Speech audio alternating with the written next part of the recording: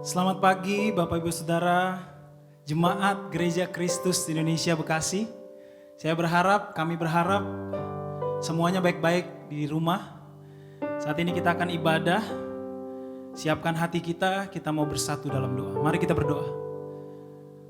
Bapa yang baik, kami memuji Engkau di segala sesuatu Tuhan. Kalau saat ini keadaan negara kami gak memungkinkan untuk kami berkumpul sebagai satu jemaat, tapi kami mau bersatu hati, walaupun kami terpisah-pisah di rumah kami masing-masing Tuhan, untuk datang membawa ucapan syukur kami, memuji dan menyembah Engkau ya Tuhan. Biarlah kiranya Tuhan, kasih karunia, damai sejahtera-Mu senantiasa ada di tengah-tengah kami jemaat-Mu Tuhan. Kami siap Tuhan, ingin memulai ibadah ini, biar Engkau Tuhan yang memberikan damai sejahtera. Sepanjang ibadah kami Tuhan, biar kami ungkapkan rasa syukur kami untuk kebaikan-kebaikan-Mu. Dalam nama Yesus kami berdoa dan mengucap syukur. Mari sama-sama kita katakan amin. Amin. Sebelum kita mulai, Bapak Ibu Saudara, kita akan bacakan Mazmur dari Mazmur 57 ayat yang kedua sampai yang ke-11. Begini bunyinya. Aku berseru kepada Allah yang maha tinggi, kepada Allah yang menyelesaikannya bagiku. Kiranya Ia mengirim utusan dari sorga dan menyelamatkan aku, mencela orang-orang yang menginjak-injak aku. Kiranya Allah mengirim kasih setia dan kebenarannya. Aku terbaring di tengah-tengah singa yang suka menerkam anak-anak manusia, yang giginya laksana tombak dan panah, dan lidahnya laksana pedang tajam. Tinggikanlah dirimu mengatasi langit ya Allah. Biarlah kemuliaan-Mu mengatasi seluruh bumi. Mereka memasang jaring terhadap langkah-langkahku. Ditundukkannya jiwaku. Mereka menggali lubang di depanku, tetapi mereka sendiri jatuh ke dalamnya. Hatiku siap ya Allah, hatiku siap. Aku mau menyanyi, aku mau bermazmur. Bangunlah hai jiwaku, bangunlah hai gambus dan kecapi. Aku mau membangunkan fajar. Aku mau bersyukur kepadamu di antara bangsa-bangsa ya Tuhan. Aku mau bermazmur bagimu di antara suku-suku bangsa. Sebab kasih setiamu besar sampai ke langit dan kebenaranmu sampai ke awan-awan. Tinggikanlah dirimu mengatasi langit ya Allah. Biarlah kemuliaanmu mengatasi seluruh bumi. Amin.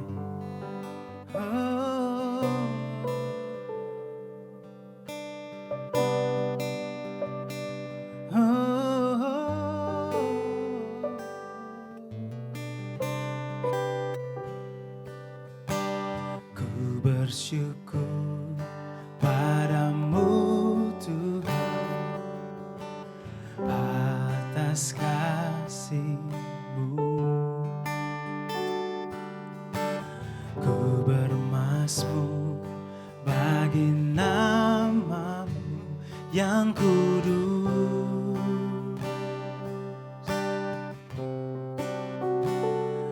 Sebab Engkau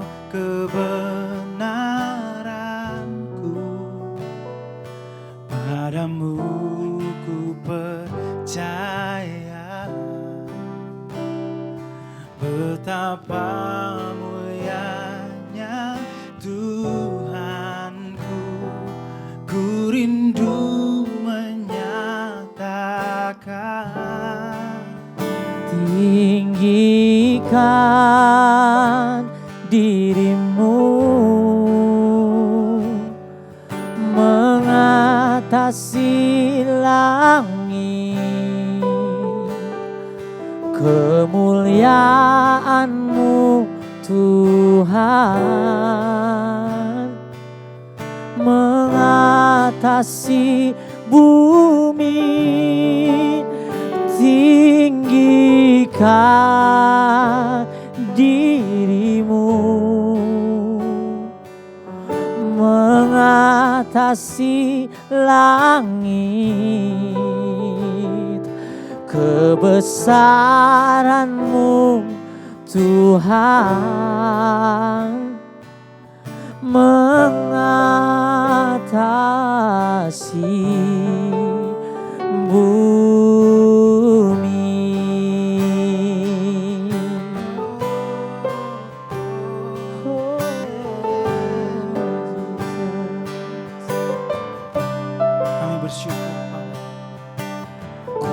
bersyukur padamu Tuhan atas kasih-Mu.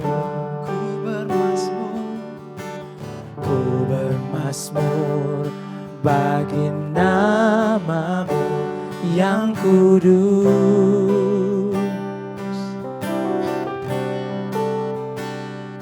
Sebab Engkau kebenaranku, padamu ku percaya. Betapa mulianya Tuhanku, ku rindu menyatakan, tinggikan dirimu mengatasi langit. Kemuliaan-Mu Tuhan mengatasi bumi. Tinggikan dirimu mengatasi langit. Kebesaran-Mu Tuhan mengatasi bumi.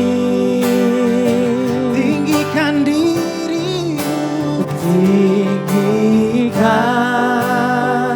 dirimu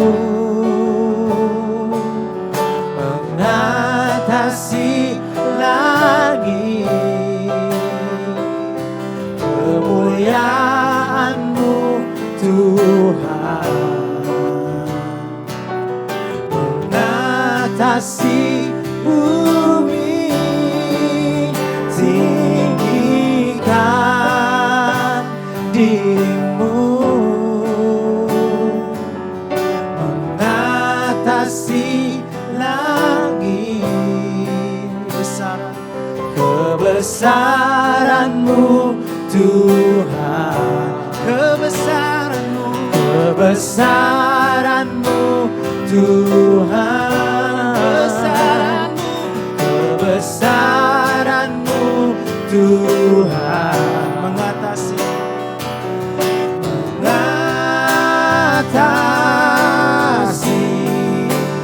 bumi.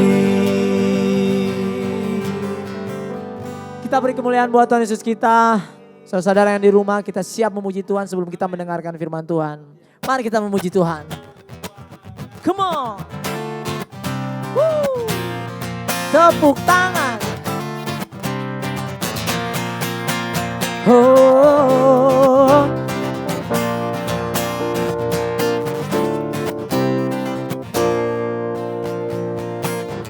Kejaplah dan lihatlah betapa baiknya Tuhan itu.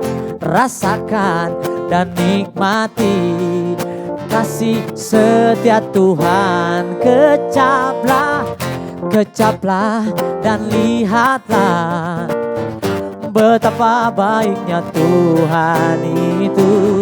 Rasakan dan nikmati kasih setia Tuhan. Kasih setia, kasih setia Tuhan.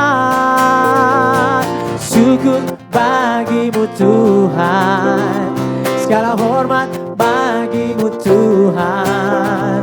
Allah yang mengasihiku, Allah yang memeliharaku selamanya. Oh, oh, hey.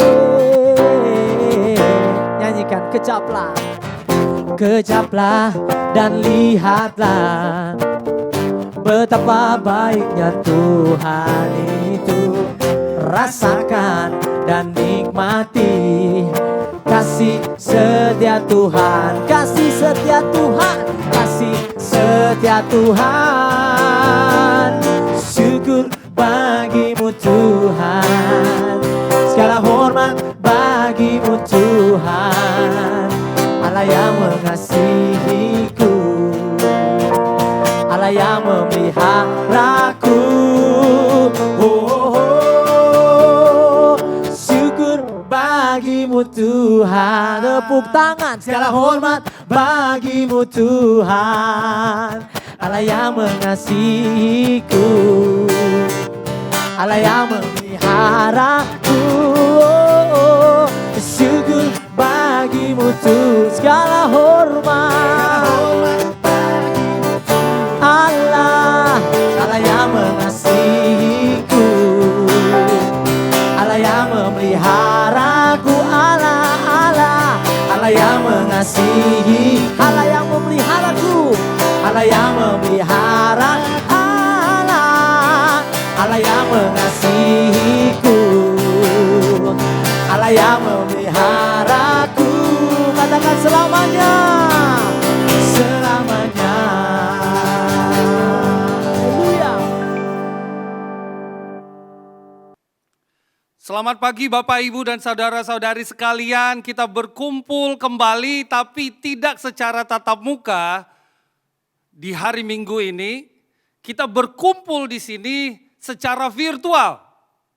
Saya tahu ini adalah minggu ketiga kita melakukannya, dan di minggu pertama dan di minggu kedua kita berbagi dalam grup-grup kecil dan ibadah rumah. Beberapa ministry melakukan dalam video call dan sebagainya. Tetapi biarlah di minggu ketiga ini saya bisa membagikan kepada kita sesuatu hal yang bisa membantu hati kita.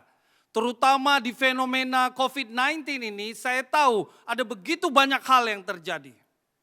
Tapi sebelum kita masuk kepada apa yang hendak disampaikan oleh firman Tuhan, mari sama-sama kita tundukkan kepala, kita berdoa. Ya Allah kami yang bertata di surga, ya Tuhan kami, Engkau adalah Allah yang begitu perkasa ya Tuhan. Ketika kami melihat pada satu momen dari peristiwa yang begitu besar ini, beberapa di antara kami bisa memilih untuk menjadi galau, memilih menjadi khawatir, beberapa lagi bahkan masih cuek, beberapa lagi bahkan menjadi bingung. Tapi kami sadar ya Tuhan, sebagai umat pilihan Engkau, kami melihat satu hal, apa hikmat yang hendak Kau bicarakan kepada kami. Tiap orang menangkap berbeda-beda untuk hidupnya ya Tuhan. Bisa melihat dari sisi iman, bisa melihat dari sisi apa yang harus ditumbuhkan. Tetapi biarlah kami jemaat yang ada di Bekasi ini melihat dari satu hal yang menarik, bahwa Engkau itu besar ya Bapa. Bahkan lewat satu ciptaan Engkau, virus, hari ini dunia bisa begitu berguncang. Kami bisa menjadi khawatir, bahkan keadaan menjadi tidak normal. Ini menunjukkan Engkau begitu berkuasa ya Tuhan. Ini menunjukkan bahwa sesuatu yang tidak bisa dilihat oleh kasat mata kami bisa mengubahkan banyak hal. Tetapi di sisi yang lain ya Tuhan, kami melihat satu fakta menarik ya Bapa. Kami belajar mengantisipasi dan juga beradaptasi dengan hidup kami ya Bapa. Kami bisa belajar memilih satu komunikasi gaya baru Bapak. Yang mungkin bagi anak-anak milenial menjadi hal yang wajar. Tetapi bagi orang-orang yang lebih tua, kami belajar lebih memahami komunikasi baru ini lewat video call dan sebagainya ya Tuhan. Bahkan kami belajar bagaimana menginjil dengan cara yang berbeda kembali ya Bapak. Bahkan kami belajar bagaimana kami bisa melakukan pembimbingan, mentoring dengan cara yang berbeda pula ya Tuhan. Tuhan terima kasih, ini membuka satu wawasan baru kepada kami. Biarlah ketika kami melihat fenomena ini, kami tidak lebih banyak berpikir negatif, kami tidak lebih banyak melihat hal-hal yang bisa menghambat kami, tapi kami melihat peluang. Kami melihat kesempatan, apa yang hendak Engkau bicarakan kepada kami ya Tuhan. Dan biarlah firman pada pagi hari ini membantu hati kami, membukakan sudut pandang kami sehingga walaupun keadaan kami sedang terdesak, walaupun kehidupan kami mungkin saat ini semakin terpuruk, tapi kami sadar ya Tuhan, kami punya Engkau yang membantu membuka satu hikmat yang berbeda ya Tuhan. Terima kasih untuk segala penyertaan Engkau dan biarlah firman yang dibagikan ini semuanya hanya berasal daripada Engkau saja. Dalam nama anak-Mu Kristus Yesus kami berdoa dan mengucap syukur. Amin. Bapak Ibu jemaat, hari ini saya ingin membagikan kepada kita satu hal yang menarik. Minggu lalu saya membagikan kepada beberapa grup kecil tentang bagaimana kita menghadapi dan juga adaptasi dengan fenomena COVID-19 di Indonesia ini. Saya tahu, minggu lalu saya bagikan adalah begini. Virus corona COVID-19 ini adalah satu hal. Tapi ini menyisakan satu ekses yang lain dalam hidup kita dalam berbagai macam aspek. Isu sosial salah satunya. Corona dengan segala macam pandemiknya ini membuat sebagian orang kehilangan pekerjaan dan nafkah mereka. Penghasilan drop, pulang khawatir, marah, konflik akhirnya dengan keluarga karena stres dan bingung. Orang yang khawatir akhirnya bisa melihat satu fakta yang menarik, karena kekhawatirannya dia jadi parno, akhirnya malah membuat konflik lebih besar lagi di dalam rumah tangga. Suami istri bisa konflik hanya karena situasi seperti ini. Ibu bisa menjadi lebih stres karena katanya anak belajar di rumah, tapi yang jadi pengawas dan yang mengajarkan adalah ibu dan bapak. Yang tadinya anak tiap pagi belajar di sekolah, tapi hari ini dan juga hampir setiap hari mereka belajar di rumah dan orang tua harus bergumul dengan hal tersebut. Menyiapkan makanannya, membereskan rumah, mengatur pelajaran buat anak. Akhirnya menyisakan begitu banyak hal-hal yang lain lagi. Belum lagi mereka yang punya usaha. Minggu lalu saya katakan, wah ini menjadi satu polemik buat hidup mereka juga. Satu sisi mereka tentu saja tidak mau menahan penghasilan buat para anak buah mereka, pegawai mereka. Tetapi mau gak mau beberapa harus bisa memilih merumahkan pegawai mereka atau minta maaf tidak bisa memberi gaji. Di Bekasi hal ini terjadi. Ini menjadi satu isu sosial yang lain. Minggu lalu saya juga bagikan kepada kita. Karena sering ketemu bapak sama anak. Dan selama ini enggak terlalu kelihatan kualitas parentingnya. Jadi bisa konflik. Karena waktu sering ketemu itu baru sadar. Ternyata banyak gak nyambung. Menyisakan banyak sekali isu sosial. Minggu lalu makanya saya bagikan dari ceritanya Onesimus dan juga Filemon tentang ada satu isu sosial yang terjadi di sana dan bagaimana itu disambung dengan kitab Kolose karena memang ini ada hubungannya dengan jemaat Kolose. Ketika Rasul Paulus membagikan, hey kita perlu hidup sebagai manusia yang baru. Harapannya adalah begini, orang Kristen di momen-momen seperti ini, di masa-masa seperti ini, kita bukanlah orang yang kemudian menjadi hilang iman. Kita panik gak jelas. Keuangan berat akhirnya kita ribut kemana-mana. Kita jadi seperti orang yang tidak punya Tuhan. Kita jadi seperti orang yang tidak punya Tuhan yang dahsyat. Kita banyak jatuh pada manusia lama kita. Ini yang minggu lalu saya sampaikan kepada beberapa ministry-ministry dalam ibadah minggu saya. Dan hari ini apa yang saya bagikan, saya beri judul adalah Cobalah Sedikit. Seperti lagu Peter Pan apa Noah itu. Cobalah mengerti semua. Apa itu? Jadi saksi, apanya benarnya itu? Ya, saya beri judulnya Cobalah Sedikit. Wah, kenapa judulnya Cobalah Sedikit seperti ini? Ini saya ambil dari satu kisah yang menarik waktu Nabi Elia berhadapan dengan seorang janda di Sarfat. Kita akan sama-sama nanti baca ceritanya. Tetapi bagaimana Tuhan kita Yesus menjelaskan dibutuhkan waktu 3 tahun 6 bulan, yaitu waktu di mana terjadi kekeringan di daerah tersebut. Orang-orang hidupnya udah susah. Izinkan saya cerita sedikit latar belakang peristiwa tersebut. Tempat itu sudah kering. Sudah pasti banyak orang kehilangan penghasilan. Sudah pasti hidup lagi berat. Karena tempatnya mengalami kekeringan, gak main-main. 3 tahun 6 bulan, 3,5 tahun. Bukan 6 bulan. Kita baru kekeringan beberapa waktu lalu selama setengah tahun. Orang sudah panik kemana-mana. Tapi ini dikatakan 3 tahun 6 bulan. Kering. Yesus sampaikan tersebut untuk memberi satu informasi berharga di Lukas 4 ayat 25 dan 26 tentang peristiwa Nabi Elia dan perempuan janda tersebut. Mari sama-sama kita lihat pada peristiwa tersebut. Yang ditulis di 1 Raja-Raja 17 di ayat 8, saya akan bacakan kepada kita. Maka datanglah firman Tuhan kepada Elia. Bersiaplah, pergi ke Sarfat yang termasuk wilayah Sidon dan diamlah di sana.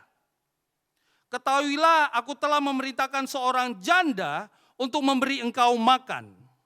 Sesudah itu ia bersiap lalu pergi ke Sarfat.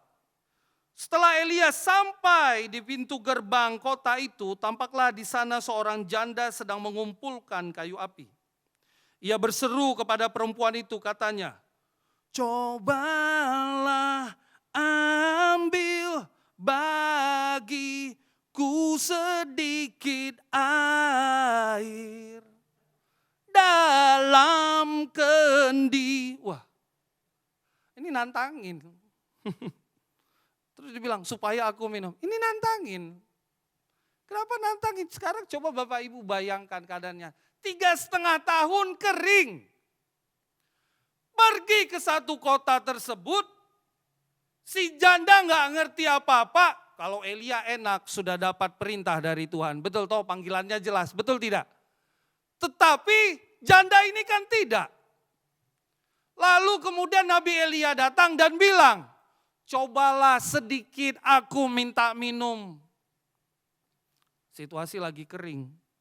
Kita perhatikan apa respon berikutnya. Di ayat 11. Ketika perempuan itu pergi mengambilnya, apa yang dilakukan oleh si janda tersebut? Ia mengambil loh. Ia berseru lagi, cobalah ambil juga bagiku sepotong roti. Ini namanya apa ini ya? Habis minta hati, minta jantung ini namanya. Dan lihat respon perempuan tersebut. Setelah minta air, lalu minta roti. Supaya aku minum dan sekarang supaya aku makan. Di ayat 12 dikatakan, perempuan itu menjawab, demi Tuhan Allahmu yang hidup, sesungguhnya tidak ada roti padaku sedikit pun, kecuali segenggam tepung dalam tempayan dan sedikit minyak dalam buli-buli. Dan sekarang aku sedang mengumpulkan 2-3 potong kayu api. Kemudian aku mau pulang dan mengolahnya bagiku dan bagi anakku, dan setelah kami memakannya maka kami akan mati. Waduh.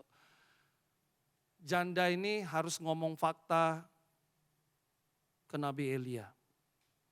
Enggak ada roti, tapi kami punya tepung, hanya sedikit. Kalau saya masak buat kamu Nabi, resikonya saya dengan anak saya enggak makan. Habis itu kami mati. Lihat, kita lanjutkan lagi. Tetapi Elia berkata kepadanya, janganlah takut, pulanglah, buatlah seperti yang kau katakan, tetapi buatlah lebih dahulu bagiku sepotong roti bundar kecil daripadanya dan bawalah kepadaku. Kemudian barulah kau buat bagimu dan bagi anakmu. Sebab beginilah firman Tuhan Allah Israel. Tepung dalam tempayan itu tidak akan habis dan minyak dalam buli-buli itu pun tidak akan berkurang sampai pada waktu Tuhan memberi hujan ke atas muka bumi. Lalu pergilah perempuan itu dan berbuat seperti apa yang dikatakan Elia. Maka perempuan itu dan dia serta anak perempuan itu mendapat makan beberapa waktu lamanya. Tepung dalam tempayan itu tidak habis dan minyak dalam buli-buli itu tidak berkurang. Seperti firman Tuhan yang diucapkannya dengan perantaraan Nabi Elia. Apa yang menarik dari cerita ini adalah begini. Dia kasih tahu faktanya, si janda ngasih tahu faktanya, tapi kemudian dia dengarkan apa yang disampaikan oleh Nabi Elia. Jangan takut. Tuhan sudah berfirman, pokoknya buat aja, buat dulu bagiku. Gak akan habis. Dan situ dijelaskan tadi ya, tidak habis dari tempayan tersebut. Bapak Ibu, apa yang menarik yang bisa kita ambil dari cerita ini untuk hidup kita di masa berat seperti ini? Kadangkala kebaikan yang sedikit di saat yang pelik memberikan kelegaan yang membukit. Betul. Ada hal yang menarik di sini ya, terutama momen-momen seperti ini. Saya memperhatikan tanpa sadar karena kita mau bertindak dengan bijak. Tanda kutip bijak ya. Kita akhirnya lebih fokus memperhatikan diri kita saja. Jangan keluar rumah, bagus, nggak ada larangan. Dan saya tidak mengkritik hal tersebut. Udah jangan ngurusin yang lain, bagus.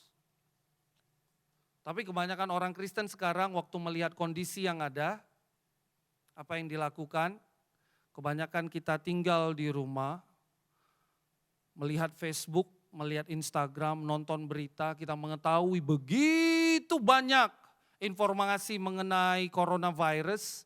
Dan kita sepertinya bisa menjadi ahli tentang coronavirus dan kita kirim tentang apa yang menjadi gejalanya, bagaimana tentang yang harus kita lakukan, mengantisipasi dan sebagainya. Tapi tanpa sadar, ini semua ternyata mulai tentang hidup kita saja. Kita mulai nggak memperhatikan sekitar. Kita tidak lagi berpikir tentang berbuat baik bahkan sedikit. Yang saya khawatir, tanpa sadar kita menjadi egois laten. Ini semua tentang hidup kita saja, yang kita perhatikan tentang diri kita saja. Atas nama corona. Don't get me wrong, jangan salah mengerti tentang saya. Sepertinya saya ini terlalu menghakimi atau saya terlalu menjustifikasi semua hal ini. Tidak Bapak Ibu. Tetapi saya melihat banyak berita. Seberapa banyak hari ini orang Kristen yang terlibat untuk memperhatikan lingkungan sekitar. Sedikit. Lebih banyak fokusnya tentang buat ibadah online. Supaya ibadahnya lancar. Gak salah kita untuk punya ibadah online, ibadah lancar. Tetapi ini momen yang tepat kita untuk bisa berbuat kebaikan sedikit. Di saat-saat yang pelik seperti ini. Saya melihat di berita beberapa orang memesan makanan untuk Gojek. Makanannya buat dia, bukan buat yang memesan, tapi untuk si abang Gojek. Aduh, hati saya terenyuh.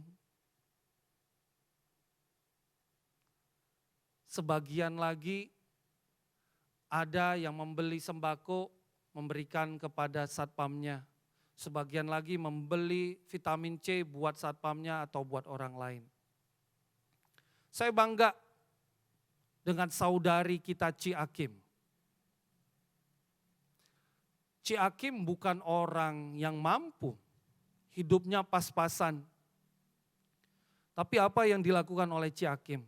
Dia tahu ada orang-orang yang bahkan gak sanggup beli masker. Apa yang dilakukan oleh Ci Akim? Karena harga masker melambung dan susah didapat, Ci Akim menggunakan pakaian-pakaian, kain-kain yang ada, dia menjahit kain-kain tersebut menjadi masker, ya bukan masker non-medik, tapi masker ini yang kemudian dia bagikan ke orang-orang yang tidak mampu itu supaya mereka tidak tertular oleh corona.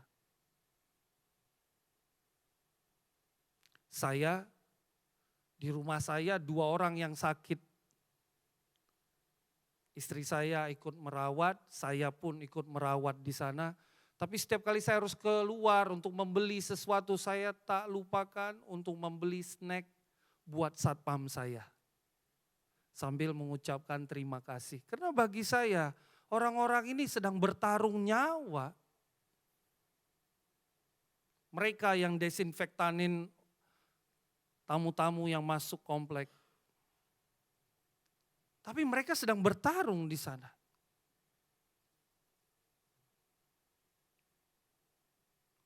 Membelikan snack buat mereka supaya mereka bisa makan, membelikan boleh ya sebut merek ya, UC 1000 buat mereka itu enggak seberapa dibandingkan dengan resiko yang bisa mereka hadapi. Gereja memutuskan, kita tahu ada beberapa saudara dan saudari di dalam jemaat yang karena corona seperti ini, hidup mereka jadi berat, mereka nggak bisa mencari nafkah dengan baik. Beberapa di antara mereka bekerja sebagai Gojek dan sebagainya, pekerjaan-pekerjaan yang mereka butuh makanan harian. Kita memutuskan untuk, hey, yuk kita berikan sembako kepada mereka. Siapa yang lagi membutuhkan?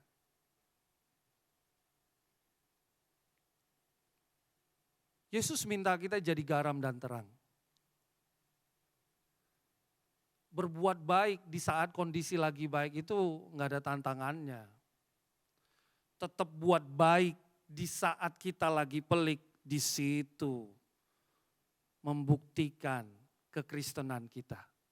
Saya nggak suruh kita jadi bodoh, kita keluar dan lakukan hal-hal yang membahayakan diri kita, tidak. Tapi kita bisa melakukan kebaikan kecil. Cobalah sedikit berbuat baik kepada lingkungan sekitar kita. Saya ngomong sama satu saudara, saya bilang, saya butuh ayammu, dia pedagang ayam. Kamu punya ayam tidak? Boleh enggak saya minta? Buat apa Pak Pendeta? Saya mau buat sup ayam untuk satpam-satpam yang menjaga. Mereka juga butuh asupan gizi di saat-saat momen seperti ini. Sedih kalau kita orang Kristen, lagi begini yang lebih kita tanya, studi kita gimana kabarnya? Saya dengarnya sebagai pendeta, saya aja agak terganggu. Sementara kita sibuk berpikir itu berbuat baik, boleh kita mikirkan studi kita, tapi di sisi yang lain, tetangga kita, satpam, ataupun orang-orang di sekitar kita banyak hidupnya yang lagi berat seperti ini, lagi ada tekanan. Kalau kita bisa memberikan sedikit kebaikan, itu akan menjadi satu sukacita besar buat orang-orang. Dan saya yakin nama Tuhan dimuliakan. Pak Pendeta, hidup saya juga berat. Kau nggak mesti harus kasih makanan. Kau mungkin bisa ketemu dengan mereka yang bekerja keras. Kau bisa WhatsApp mereka atau datang dan bilang, hey, telepon mereka, hey, I'm so proud of you. Terima kasih sudah berjuang untuk kemanusiaan. Saya tahu ada saudara dan saudari kita yang dokter dan perawat dan mereka hari ini ada di pusat-pusat COVID-19, penanganan COVID-19. Dan mereka berjuang pagi, siang, dan malam. Memberikan dukungan kepada mereka. Ada yang mengatakan doa, bagus, tapi saya tantang kita lebih daripada doa. Doamu dahsyat dan saya yakin doamu itu dahsyat. Tapi lebih daripada doa apa yang bisa kau lakukan? Menyedihkan hari ini, kalau kita orang Kristen, lebih sibuk fokus bagaimana buat ibadah online kita jadi bagus. Tuhan kita Yesus sudah bilang di Yohanes 4, yaitu apa? Akan ada waktunya di mana penyembah-penyembah yang dikehendaki oleh Tuhan adalah yang menyembah dalam roh dan kebenaran. Hari ini kita buat video online yang bagus. Hari ini kita buat ibadah dengan segala macam teknologi yang dahsyat. Tetapi, apakah kita libatkan roh dan kebenaran di sana? Atau ini hanya demi kenyamanan kita saja? Waktu kita bisa bicara dari hati kita, Bahkan ibadah rumah yang cuma dipimpin oleh seorang bapak dengan ayat yang cuma satu ayat yang sederhana. Tetapi dia melakukannya untuk menyenangkan hati Tuhan. Dan satu keluarga itu benar-benar beribadah. Kau tahu ketika ibadah itu dilakukan dalam roh dan kebenaran. Itu yang dikehendaki Tuhan dan itu hasilnya dahsyat. Lebih daripada kau harus membuat sesuatu yang sepertinya keren, tetapi semuanya hanya tentang kita berpikir tentang, oh ada orang yang datang di ibadah online kita. Saya tidak mengkritisi hal tersebut, tetapi cobalah di hari-hari yang lain kau berbuat baik sedikit. Dan kau share itu di ibadahmu. Beberapa saudara, beberapa orang hidupnya lagi berat, dan mereka butuh teleponan dengan saya. Saya sampaikan sama beberapa pemimpin saya, boleh tidak? Saya lebih ada waktu untuk bisa video call dengan mereka yang hidupnya lagi berat ini. Bagaimana dengan jadwal studi Pak Pendeta? Tetap ada, tetapi saya akan lebih prioritaskan orang-orang yang berat ini. Saya lebih mau encourage mereka.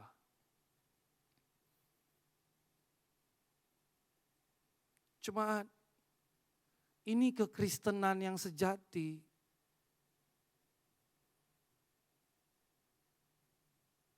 Cobalah sedikit berbuat baik. Coba ambil waktu, hari ini kebaikan apa yang saya mau lakukan? Saya harus rawat anak saya Pak Pendeta. Betul, semua orang juga merawat anaknya. Tapi kau coba berpikir kebaikan apa? Saya nggak punya uang Pak Pendeta, betul banyak orang yang hidupnya lagi berat, tapi kebaikan apa yang bisa kau lakukan? Bisa begitu banyak, contoh saudari kita Ci Akim, dia nggak punya uang tapi dia punya kain di rumahnya, dia gunting, dia pakaiin busa, dia jahit dan dia jadikan masker. Ada begitu banyak kebaikan lain. Saya bangga ada yang mengumpulkan dana untuk penanganan, dahsyat. Yuk, saya mengajak kita semua orang Kristen.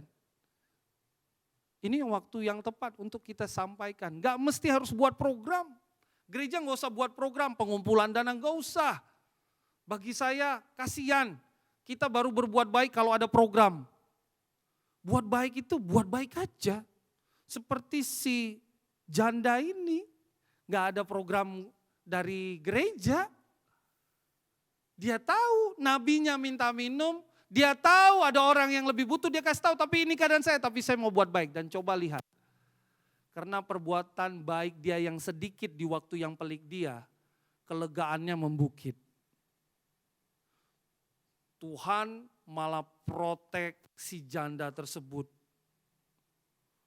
Tepung minyaknya enggak habis-habis. Dia bisa makan terus, air, pokoknya semua yang kebutuhan basicnya tersedia sampai hujan turun. Tepung dalam tempayan tidak habis, minyak dalam buli-buli tidak berkurang. Tuhan jaga. Bapak Ibu, kalau memang niatnya kita buat baik dengan tulus, tapi jangan bodoh ya, habis ini keluar kemudian kau gak pakai masker, kau ketemu dengan sembarang orang, kau membahayakan dirimu, harus tetap bijak. Kalau kau memutuskan untuk tetap berbuat baik setiap hari di saat seperti ini kepada orang-orang lain, percaya sama saya, Tuhan akan menjaga dirimu dan keluargamu. Ada amin saudara-saudara? Tetap berbuat baik. Saya nggak mau keluar tadi siang. Istri saya sakit, satu saudara di rumah saya sakit. Tapi saya tahu, satu saudara yang datang ke rumah saya ini lagi ada tekanan. Pembayaran tertahan dari konsumennya sehingga dia harus bayar dagangan dia yang masuk, dia harus bayar, itu bermasalah. Saya bilang, kita diskusi, habis sudah seperti itu, it's okay, kita ketemu. Lalu saya bilang sama dia, kasih saya foto-foto daganganmu, saya akan juga pasarkan, tapi ada foto di situ, nomor teleponmu, biar orang beli lebih banyak barangmu. Tapi waktu kau berdoa, hubungin orang yang jatuh tempo pembayaran yang kau harus bayar ke dia, karena konsumenmu belum bayar, kau berdoa. Jangan putar-putar. Sampaikan dengan terus terang, tapi kau berdoa sama Tuhan. Biar Tuhan gerakkan hati orang tersebut. Biarin aja, pasti di awal diomelin. Waktu diomelin, diem aja. Semua terjadi. Diomelin sebentar, tapi kemudian ya udah, nggak apa-apa, telat pembayaran. Dia telepon saya, dia bilang, Pak Pendeta, diundur pembayarannya. Amin, haleluya, puji Tuhan. Lalu saya bilang sama dia, I will accompany you, saya akan temani kamu sekarang hari ini untuk nagih. Tujuannya bukan karena saya datang lalu orang kasih uangnya, bukan. Saya mau kasih dia satu keyakinan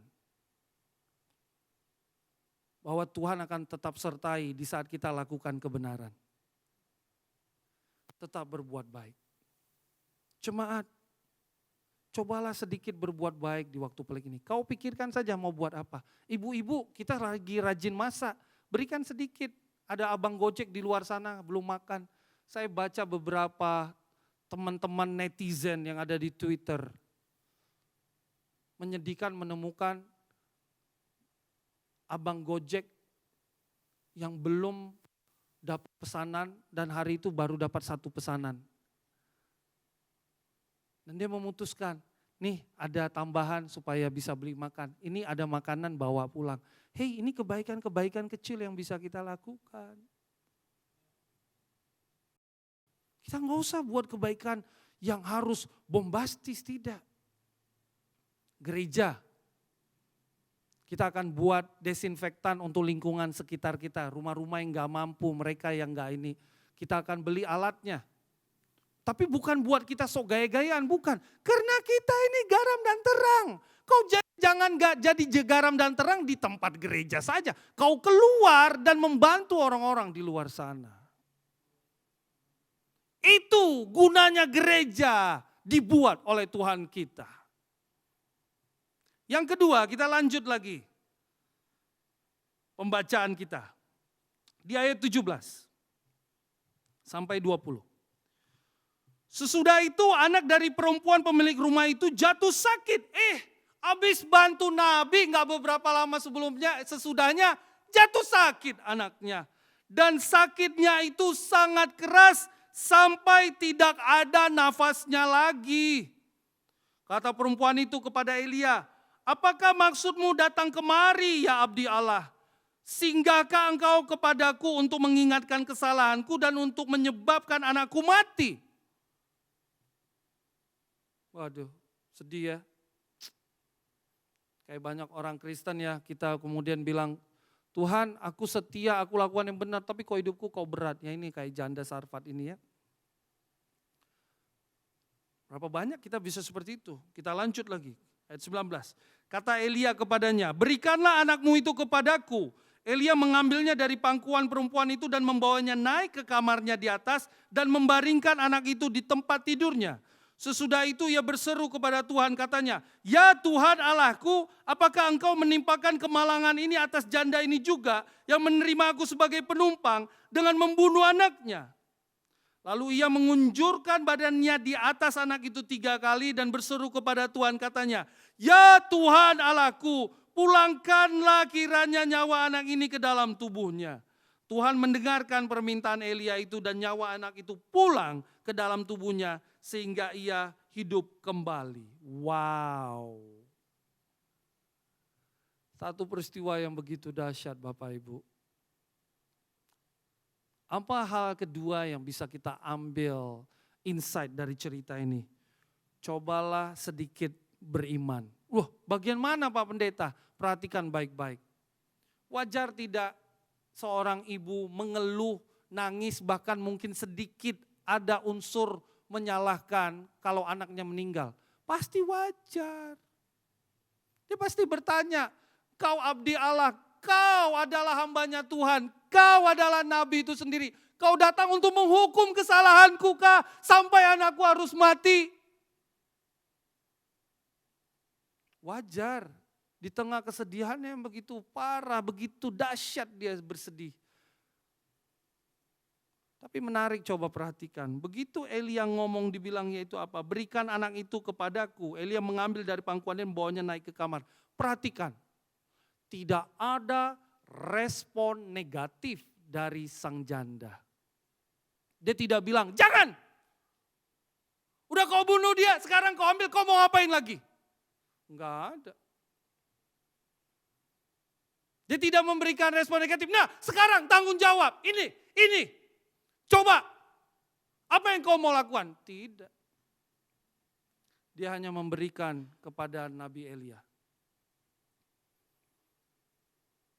Lalu Nabi Elia melakukan sisanya. Berdoa kepada Tuhan, istilah saya nego dengan Tuhan, dan Tuhan kembalikan nyawa anak itu. Tahukah kita tahu ya di Matius 17 ya, di ayat 20 kan dikatakan tentang sesungguhnya sekiranya kamu mempunyai iman sebesar biji sesawi saja, kamu dapat berkata kepada gunung ini pindah dari tempat ini ke sana dan maka gunung ini akan pindah dan takkan ada yang mustahil bagimu. Cobalah sedikit beriman di masa seperti ini. Kenapa? Saya tahu Bapak Ibu belakangan ini anggota-anggota jemaat menghubungi saya cerita keluh kesahnya. Bapak Ibu, saya paham kita semua lagi terdesak. Saya terdesak. Kadang-kala saya berpikir, istri sakit, satu orang di rumah sakit, saya harus ngurusin banyak hal sana sini. Kita terdesak. Saya tahu ada yang lagi terdesak keuangannya, beberapa nelpon usahanya lagi cukup berat, beberapa menelpon, Pak pendeta saya bisa ada di rumah karena perusahaan menyuruh kami harus tetap bekerja di luar sana. Beberapa menelpon ada tentang pekerjaannya tetap dikejar target, beberapa menelpon soal cicilan dan sebagainya. Tanpa sadar di peristiwa seperti ini kita seperti hilang arah, kemudian kita hilang iman. Bapak Ibu,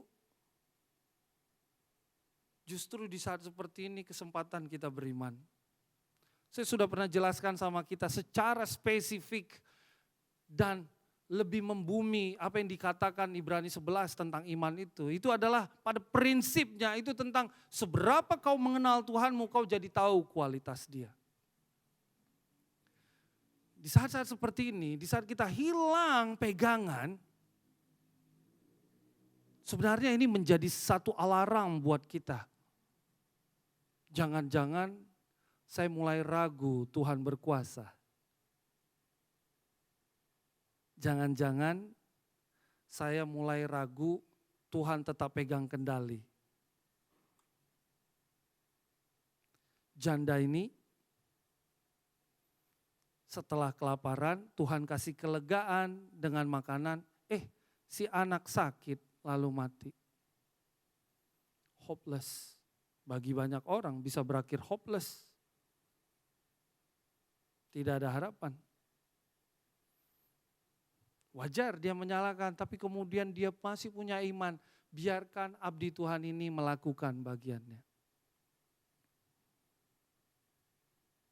Lihat di ayat 24. Apa kata perempuan tersebut? Kemudian kata perempuan itu kepada Elia, sekarang aku tahu bahwa engkau abdi Allah dan firman Tuhan yang kau ucapkan itu adalah benar. Saya ingin mengajak kita, ini momen yang tepat tetap beriman. Hilang penghasilan Pak Pendeta, gimana? Beriman. Kenali Tuhanmu, tanya sama Tuhan. Tuhan berikan hikmat, hendak ke arah mana?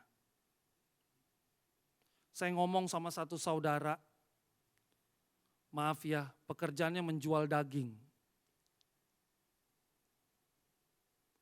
Lalu dia nanya, situasi lagi gini banyak orang beli daging, tapi kita gimana bisa tetap laku?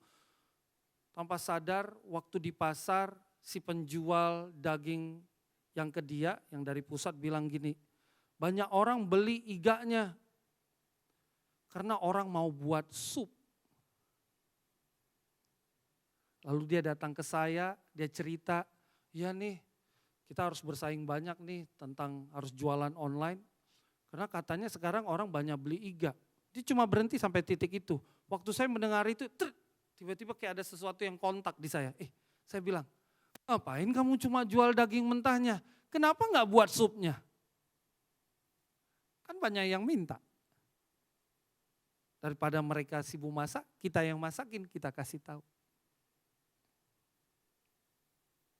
Ada saudara yang jual ayam, dia lihat peluang. Wah, jualan online, gak hanya sampai di situ. Apa yang bisa dilakukan? Oke, mintanya seperti apa saya siapkan. Minta hikmat sama Tuhan. Di saat seperti ini Tuhan, kau hendak bicara apa sama saya? Ini bentuk dari iman. Supaya saya bisa menyikapi hidup saya. Jangan cuma kita minta, oke, kalau gitu Tuhan tolong berikan buka jalan, pintu rezeki tetap dapat. Tuhan kalau begitu jaga anak saya. No. Coba minta hikmatnya, Tuhan lewat peristiwa ini apa yang hendak kau ajarkan kepada saya. Apa yang harus saya lakukan berbeda. Apa yang harus saya sikapi. Ini contoh orang yang belajar beriman. Kita tidak akan tunggu diam, waduh mana rezekinya kok gak datang-datang. Tidak. Kita tidak akan tinggal diam, mana kok gak datang kesembuhannya. Mana rapid test dari pemerintahnya, tidak. Kita mengambil inisiatif minta hikmat dari Tuhan. Tuhan apa yang mau diberikan dari peristiwa ini. Jemaat, belum selesai. Minggu depan pun mungkin kita belum bisa beribadah. Bahkan Paskah pun mungkin kita tidak bisa ketemu. Tapi ini kesempatan baik buat kita. Kita belajar beriman. Dalam kondisi seperti ini apa yang mau kita lakukan berbeda. Kalau saya jadi Anda, saya akan ambil waktu dengan anak saya lebih banyak. Kalau saya jadi Anda, kita yang kerja, kita bisa putar model penghasilan yang lain. Yang tadi Anda Gojek, yang Anda Grab dan sebagainya, Anda putar. Oke, sekarang saya tidak antar penumpang karena udah jarang orang ambil penumpang. Saya siap antar makanan dan barang. Sebut saja saya akan antar. Tawarkan ke orang-orang. Tawarkan orang-orang toko. Oh harganya sekian, saya kasih lebih murah, saya antar. Tenang saja. Kumpulkan barang dan sebagainya. Ada begitu banyak hal yang bisa kita lakukan. Ini kesempatan.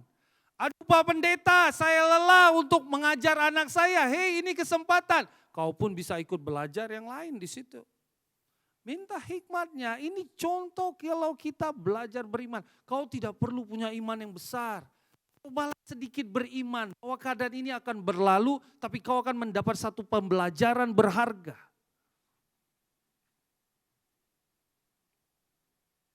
Kemarin ada yang bilang ke saya, saudara kita yang lainnya pedagang, anggota jemaat kita. Pak Pendeta saya belajar satu hal. Apa itu? Di telepon dia bilang, jangan ngutang. Kok itu insight-nya? Kalau ngutang lagi momen seperti ini tetap harus kerja keras supaya bisa bayar hutang. Kalau nggak ada hutang kan saya bisa nyantai-nyantai di rumah. Saya bilang bagus. Jadi saya mau belajar, next time saya akan bayar hutang saya nggak mau cari hutang baru lagi supaya hidup tenang. Kalau terjadi hal berat seperti ini, saya tenang-tenang. Hidup cukup saja. Saya bilang, wow dia dapat satu pembelajaran berharga. Waktu kita beriman, pandangan kita cenderung positif. Waktu kita beriman, kita melihat kesempatan lebih daripada kesempitan. Waktu kita beriman, kita melihat peluang daripada mata kita mau cari uang. Waktu kita beriman, kita melihat satu hal yang berharga lebih daripada kita buang waktu kita yang berharga. Orang beriman akan merespon segala sesuatu dalam hal yang membangun. Saya lebih banyak waktu di rumah daripada stres. Beberapa anak single, anak kampus, stres di rumah. Gak bisa ngapa-ngapain, ini waktu yang tepat. Kau bisa berkreasi, mengerjakan hal-hal yang selama ini sudah kau tunda-tunda atau kau tidak pernah kerjakan. Kau buat sesuatu jadi produktif. Waktu kita beriman, cenderung yang kita hasilkan adalah hal-hal yang membangun. Jemaat, ini yang hendak saya sampaikan kepada kita. Mari kita ambil perubahan hidup kita. 3 minggu sudah kita nggak bertemu. Tapi saya berharap apa yang saya bagikan ini menguatkan hati kita. Tapi lebih daripada itu kita bisa keluar dari area kenyamanan kita, area ketakutan kita, area paranoid kita. Tapi kita tetap berjaga-jaga, tetap bijak. Tapi tetap berbuat sedikit kebaikan dan punya iman. Walaupun sedikit mungkin. Saya berharap ini bisa bantu kita. Putuskan, setelah kau dengar ini, kebaikan kecil apa yang hendak kau buat. Yang kedua, putuskan, aku mau beriman, aku mau lebih dekat dengan Tuhanku, aku mau di saat seperti ini, aku punya banyak waktu berdoa dan saat teduh, supaya aku bisa melihat apa hikmat yang Tuhan mau ajarkan kepadaku. Sehingga aku bisa menyikapi hidup di saat momen-momen berat seperti ini, dengan cara yang benar dan membangun. Mari kita tundukkan kepala, kita berdoa. Ya Bapa, ya Tuhan kami yang bertata di surga. Bapa, biarlah ini menjadi satu kesempatan buat hidup kami. Kami sadar momen berat seperti ini kami harus sikapi dengan cara yang benar.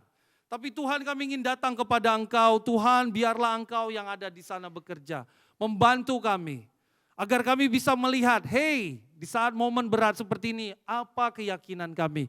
Bisakah kami tetap menjadi garam dan terang, tetap berbuat sedikit kebaikan? Bagi lingkungan sekitar kami nggak usah sibuk memikirkan program baru apa.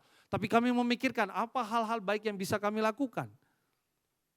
Dan tentu saja ya Tuhan, kami tidak hilang iman. Kami tahu keuangan kami akan berat. Parenting kami akan jadi berat. Segala macam isu sosial akan terjadi. Tapi kami memutuskan, hey, kami mau beriman dan kami akan melihat apa yang hendak Kau sampaikan kepada kami masing-masing. Terima kasih. Karena Engkau masih menjaga kami sampai sekarang. Kami ingin khusus berdoa buat pemerintah. Kau jaga pemerintah kami ya Tuhan. Kami tahu mereka pun belum pernah mengalami hal ini. Dan mereka harus berkejar dengan waktu. Biarlah Kau jaga pemerintah kami ya Tuhan. Kami berdoa agar mereka bisa menemukan kebijakan-kebijakan yang solutif. Kebijakan-kebijakan yang tidak hanya sekedar populis. Tetapi kebijakan yang lebih terfokus kepada hal-hal yang bisa membangun ke depannya ya Tuhan. Kami berdoa untuk seluruh orang yang sedang sakit. Ada yang di jemaat sedang sakit, ada juga yang tidak di jemaat. Kami berdoa buat saudara dan saudari kami, mereka yang saat ini sedang sakit, yang mungkin terkena virus corona ya Bapa. Bapa, kami ingin berdoa biar Kau bisa menyembuhkan mereka ya Tuhan. Biarlah Kau kuatkan mereka ya Bapa. Mereka punya kegigihan iman di dalam Engkau sehingga mereka bisa berbalik kepada Engkau ya Tuhan. Mereka tidak hilang imannya Bapa. Bapa, kuatkan setiap daripada kami. Karena kami tahu di saat seperti ini kadangkala kami bisa punya ekspektasi yang salah Bapa. Tapi biarlah kami bisa membangun ekspektasi yang benar sesuai dengan keinginan Engkau. Terima kasih atas firman Engkau yang hari ini kami bisa renungkan bersama-sama. Tapi lebih daripada itu Bapak, biarlah kami melakukannya. Kami mau jadi garam dan terang. Kami akan menjadi satu agen perubahan di lingkungan di mana kami berada ya Bapak. Dalam nama anak-Mu Kristus Yesus kami berdoa dan mengucap syukur. Amin. Selamat hari Minggu, Tuhan memberkati.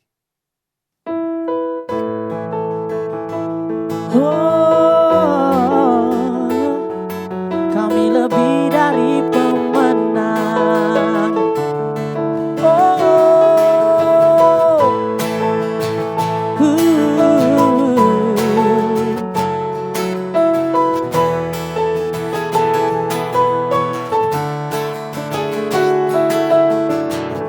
Lebih dari pemenang dalam segala perkara.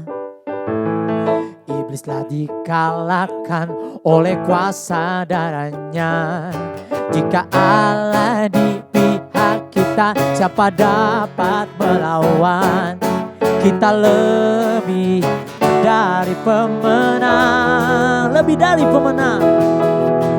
Lebih dari pemenang dalam segala perkara. Iblislah dikalahkan oleh kuasa darahnya. Jika Allah di pihak kita, siapa dapat melawan? Kita lebih dari pemenang. Haleluya, haleluya. Kibarkanlah panjinya, Yesus Raja segala raja. Haleluya, haleluya. Bangkitlah gerejanya, kita lebih dari pemenang.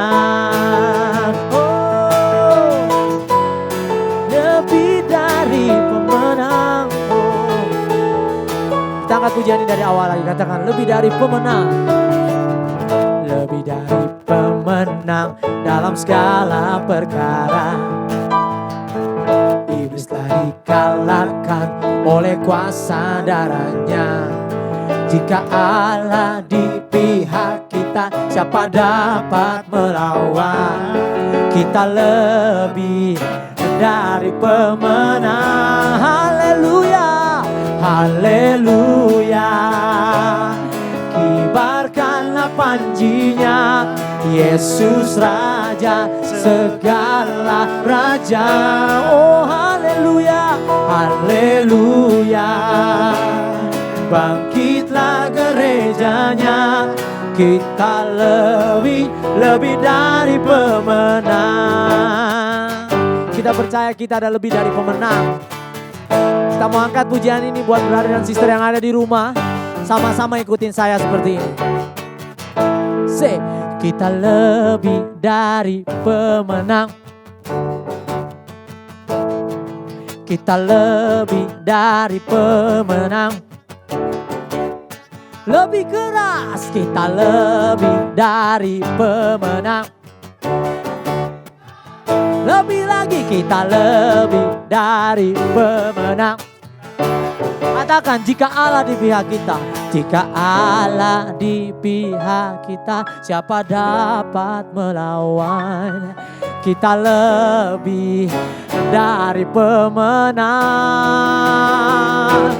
Haleluya.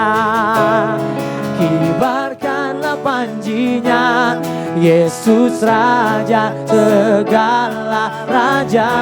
Haleluya, haleluya. Bangkitlah gerejanya, kita lebih dari pemenang. Kita lebih dari pemenang. Kita lebih dari pemenang. Oh, oh, lebih dari pemenang. Oh, Haleluya. Selamat hari Minggu, brother dan sister. Tuhan Yesus memberkati.